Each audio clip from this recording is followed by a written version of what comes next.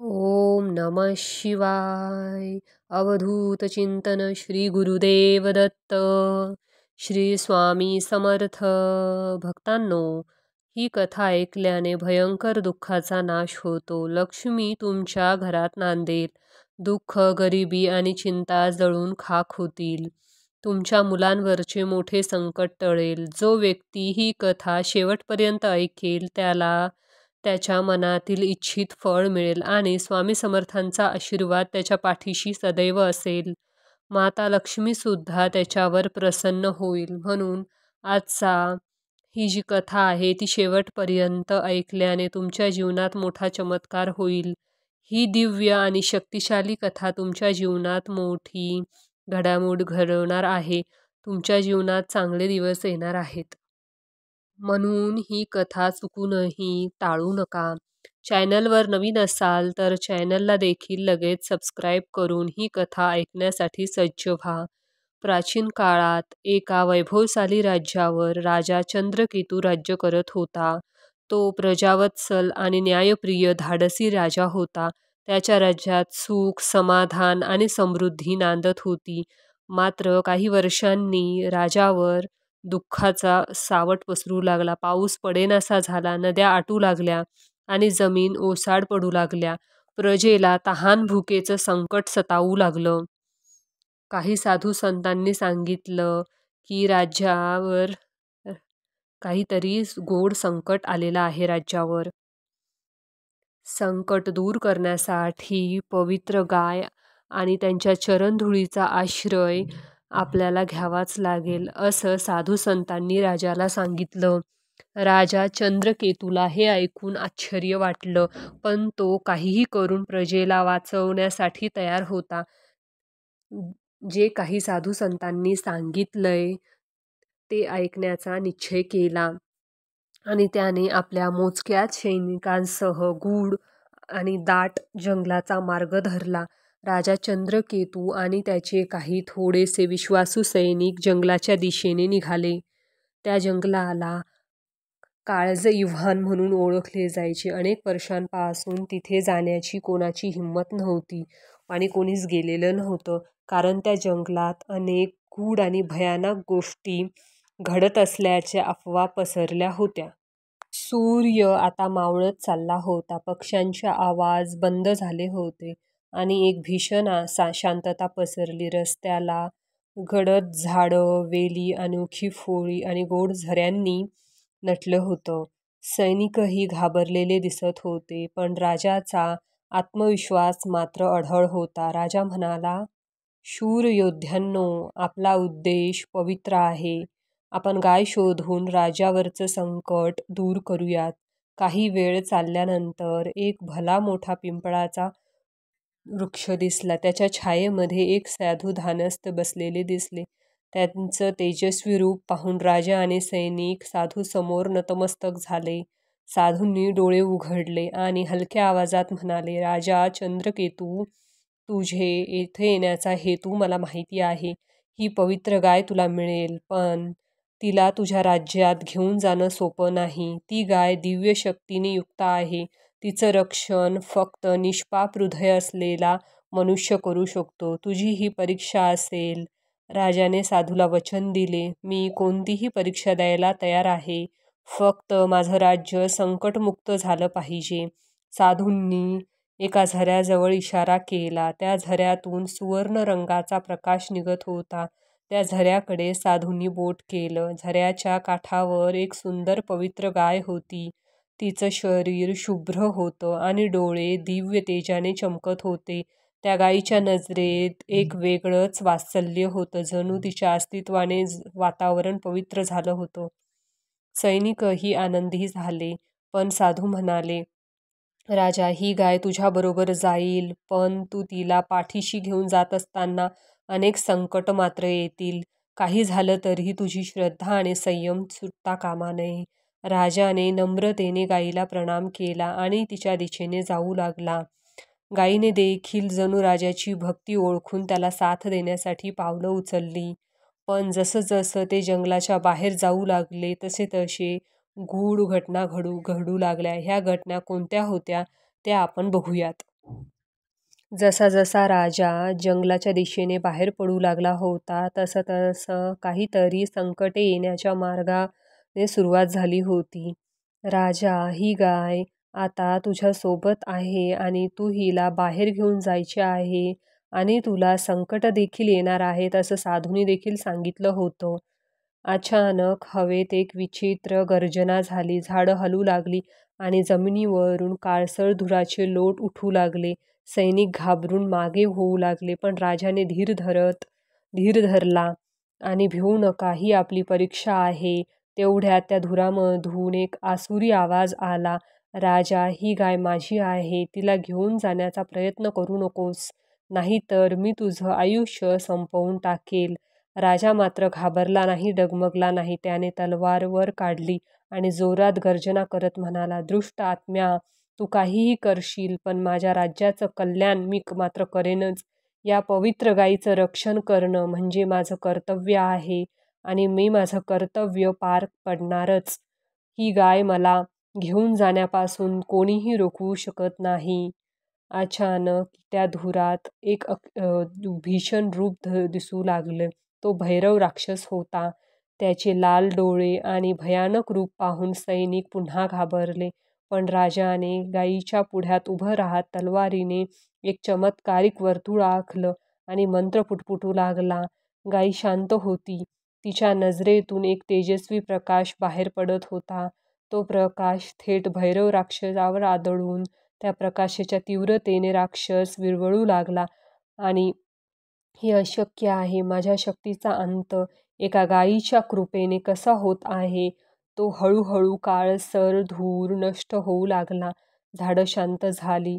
हे सगळं जंगल पुन्हा उसळून निघेल. गायी जणू आशीर्वाद देत राजाकडे बघू लागली. गायीने राजाला सांगितलं. राजाने पुन्हा गायीकडे बघितला आणि तुझ्या कृपेमुळे माझं राज्य संकटमुक्त होईल. माझ्या राज्यात येऊन प्रजेचं कल्याण कर.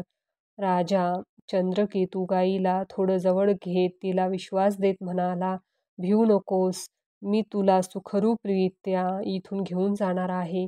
गायीच्या पाठीवर एकदम हलका हात त्याने फिरवला. गायीच्या डोळ्यांमध्ये असं काहीतरी होतं की ते पूर्ण राज्याच्या संबंधित होतं.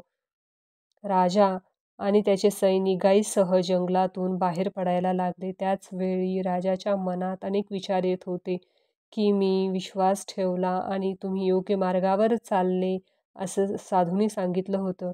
राजा आणि सैनिक ते मार्गावर होते, पण संकटाचा तो अनुभव अजूनही ताजाच होता. त्या दरम्यान राजाच्या लक्षात आले की गाय त्याच्या जीवनात केवळ एक साधी प्राणी म्हणून नाही, तर एक चमत्कारिक रक्षण करणारी शक्ती आहे. गायीच्या संपर्काने राजाचे हृदय शांत झाले होते. एक आर्थिक धैर्य प्राप्त झाले होते.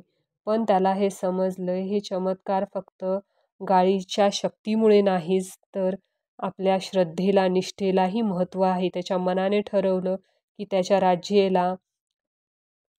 त्याच्या राज्याला या गायीच्या रूपाने सुखी करणं हे त्याचं कर्तव्य आहे. राजा चंद्रकेतू आणि त्याचे सैनिक गायीसह आपल्या राजधानीकडे निघाले. रस्ता फारच कठीण होता, पण राजाच्या मनात शंकाची कल्पनाही येत नव्हती. त्याच्या मनात एकच विचार येत होता की राज्याच्या सुखासाठी जमेल ते काहीही करायची तयारी आपली हवी.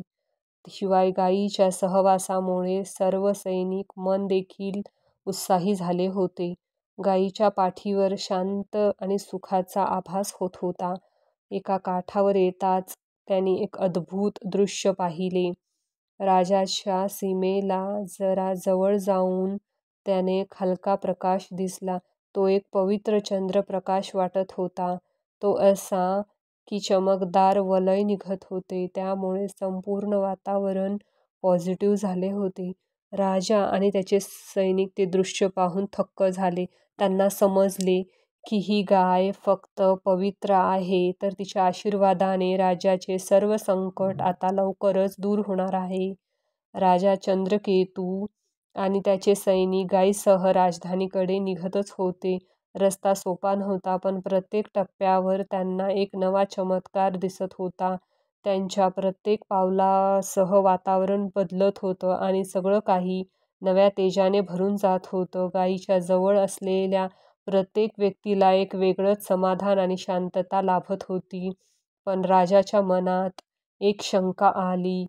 हे सगळं इतकं सोपं कसं होतं? त्याच्या मनात विचार सुरू झाले. गायीच्या कडेने धीर धरत तो पुढे जात राहिला. पण शंका मनात जात नव्हती. आणि अचानक रस्त्यात एक उंच टेकडीवर चढताना काही सैनिक एकदम घाबरले आणि म्हणाले, "राजा, त्या टेकडीवर काठावर काहीतरी अजब दिसत आहे. त्या ठिकाणी एक भयंकर गोष्ट आहे." राजाने सैनिकांना धीर दिला. "चुकत असाल, काही होत नाही." राजा आणि त्याचे सैनिक टेकडीवर चढले आणि समोर पाहिलं तर एक विचित्र दृश्य दिसलं. त्या टेकडीवर एक काळा साप उभा होता आणि त्याच्या चारही बाजूंनी अंधकार पसरला होता. गायीने त्याच्याकडे पाहताच त्याच्या डोळ्यांमध्ये एक जादू चालू झाली आणि एक तेजस्वी प्रकाश सापावर पडला आणि साप जरा वेळ शांत झाला आणि नंतर लुप्त होऊन गेला. राजाने सापाच्या नष्ट होण्यावर एक श्वास घेतला आणि म्हणाला, "हे चमत्कारिक आहे. ही गाय खरंच दिव्य आहे." राजा पुढे चालत राहिला आणि त्याचे सैनिक त्याच्या सोबत चालत राहिले. गायीच्या तेजामुळे त्याचे मन लवकरच शांत होऊ लागले. राजा जवळपास राज्याच्या सीमा पार करत होता, तेव्हा त्याने एका साधूला पाहिले, जो एका झाडाखाली बसून ध्यान करत होता. साधूला राजाला पाहून त्याच्याकडे आकर्षक शब्दात बोलवले, "राजा, तू तुझ्या राज्याच्या गायीच्या कृपेने सुख करशील, पण लक्षात ठेव, गायीच्या शक्तीचा वापर इतरांच्या हितासाठीच असावा." राजा थोडा विचार करत म्हणाला, "होय साधू, मी या गायीचा उपयोग केवळ माझ्या राज्यासाठी नाही, तर लोकांच्या भल्यासाठीही करणार आहे." साधू हसले आणि त्याच्या हातात एक पवित्र धागा दिला. "हा धागा तुमच्या राज्याच्या रक्षणासाठी आहे. गायीच्या आशीर्वादाने तुमच्या राज्यावर संकट दूर होईल." राजा त्याला धन्यवाद म्हणून गायीला घेऊन आपल्या राजधानीकडे वाटचाल करू लागला. राजधानीमध्ये पोहोचल्यावर राजा उत्साहाचे वातावरण पसरले. राजा आणि त्याच्या सैनिकांना परत पाहून प्रजेच्या चेहऱ्यावर आनंदाचे भाव होते. गायीच्या पवित्रता आणि आशीर्वादामुळे सर्वजण आनंदी झाले होते. राजाने गायीला शहराच्या प्रमुख चौकात नेले आणि सगळ्या लोकांना एकत्र करून सांगितले, "ही गाय फक्त एक पवित्र प्राणी नाही, ती आपल्या राज्याचे रक्षण करणारी दिव्य शक्ती आहे. तिच्या आशीर्वादाने आपल्या राज्यावरून संकट दूर होतील." राज्याचे लोक आणि त्यांचे मंत्री ऐकून आनंदित झाले आणि सर्वांनी गायीला प्रणाम केला. त्यानंतर राजाने गायीच्या कृपेने राज्यात शांती आणि समृद्धी आणण्याच्या मार्गावर निघाले. राज्यातील परिस्थिती लगेच बदलली. पाऊस झाला, नद्या पुन्हा भरल्या आणि जमिनीतून नव्या जीवनाचा संचार झाला. अन्नाची धान्य परत भरली आणि प्रजेच्या चेहऱ्यावर हसू आणि आनंद पसरला. राजा चंद्रकेतूचं राज्य पुन्हा एकदा समृद्ध होऊ लागलं. गायीच्या आशीर्वादाने राज्यातील प्रत्येक व्यक्तीला सुख आणि समृद्धी मिळाली. ही कथा आपल्याला हेच शिकवते की गाय ही किती प्रभावी असू शकते. जर आपल्या मनात शांतता असेल, आपल्या मनात धैर्य पूर्ण करण्याची जिद्द असेल, मनामध्ये श्रद्धा असेल, मनामध्ये विश्वास असेल, तर कुठलंही संकट आपण सहजपणे पार करू शकतो. स्वामींनी आपल्याला हाच संदेश पाठवला आहे की तुम्ही देखील तुमच्या कुटुंबासाठी हे सर्व करू शकता. जर तुमचं कर्म योग्य असेल, तुम्ही चांगल्या कर्मासाठी देवाकडे काही मागत असाल, तर ते तुम्हाला मिळाल्याशिवाय राहणार नाही. जीवनात संकटे येत जात राहतात, पण जो धैर्याने संकटांवर सामोरं जात असतो तोच जीवनात टिकून राहतो. ही कथा ज्या भक्तांनी ऐकली त्या भक्तांना या कथेचा बोध समजलाच असेल.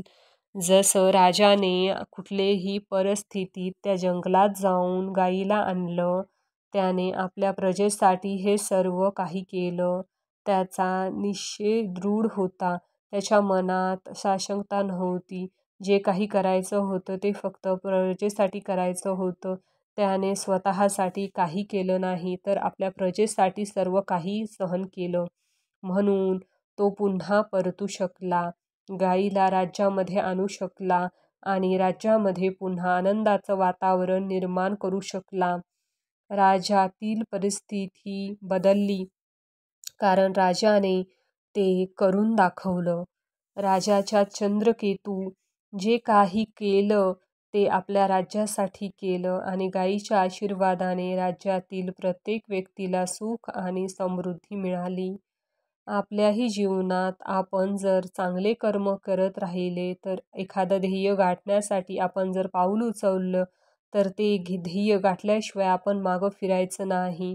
आपण कथेमध्ये पाहिलं की राजामध्ये अनेक संकटांनी घेरलं, पण मात्र राजा गायीने देखील मदत केली, पण त्याचा निश्चय दृढ होता. आपण कुठलंही कामाची सुरुवात करताना मात्र आपण घाबरायचं नाही. सहजपणे एखाद्या संकटाला सामोरं जायचं. स्वामींची शक्ती आपल्याला अप्रत्यक्षपणे मदत करत असते, म्हणून घाबरायची गरज नसते. जीवनामध्ये जेव्हा जेव्हा कधी संकटे येतील तेव्हा तेव्हा आपण त्या संकटांना सामोरं जायचं.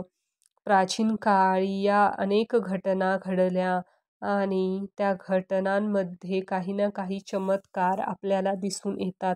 आधुनिक युगात देखील असे चमत्कार घडत आहेत. फक्त ते चमत्कार आपल्याला घडवायचे आहेत. पुढे आणखी काही चमत्कार होतील, त्यांना देखील आपल्याला सज्ज राहायचं आहे. जीवनामध्ये जे काही घडणार आहे ते आपल्याला योग्य त्या प्रकारे मिळेल याची काळजी मात्र आपण घ्यायची आहे. आता जर आपण वेळ वाया घालवला तर भविष्यातही आपल्यातून वेळ निसटून जाईल. म्हणून आहे त्या वेळेचा सदुपयोग करायला शिका.